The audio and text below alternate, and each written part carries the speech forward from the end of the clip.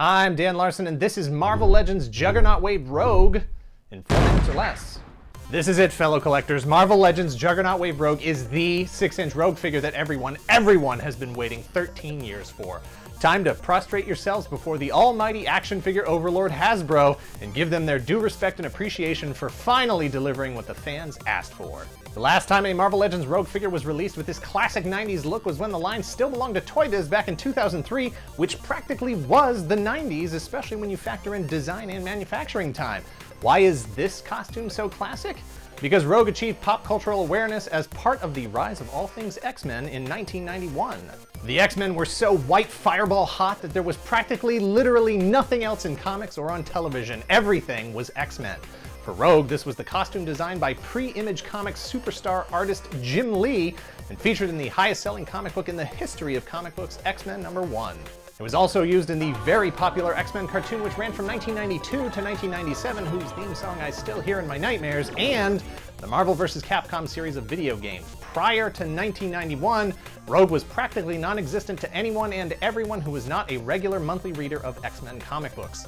This is the costume she was wearing when most of her fans discovered her and fell in love with her. This Marvel Legends figure perfectly captures everything Jim Lee and totally 90s about that costume, from her headband to her sleeves pushed up, gloves pushed down, the garish yellow and green color scheme, and her belt that has all her stuff in the pockets, but no actual belt loops on her bodysuit. Hasbro and I pretty consistently disagree on whether cloth goods or molded goods are best for jackets, hoods, and capes. Usually whatever they pick, I think the opposite would have been better. It's a little game we play that I always win and they don't even know exists.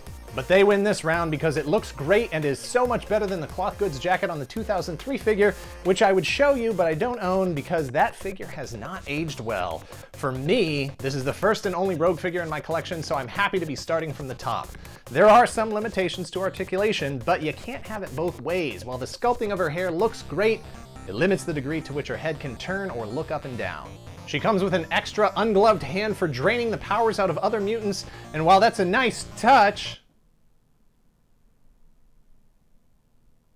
it would have been nice to have extra gloved hands as well.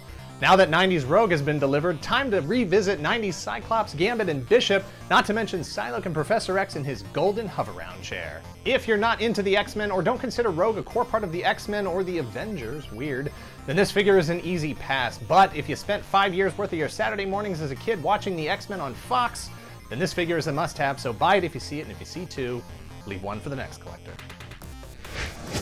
Thanks for watching. Please give this video a like if, at the very least, you enjoyed looking at the moving pictures on your screen. Please subscribe and share this video. Let us know in the comments below when you discovered the X-Men and who you consider to be the core roster.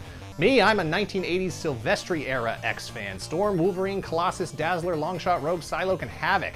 I won't say it was the best era of X-Men, but you can't convince me that there has been a better one before or since.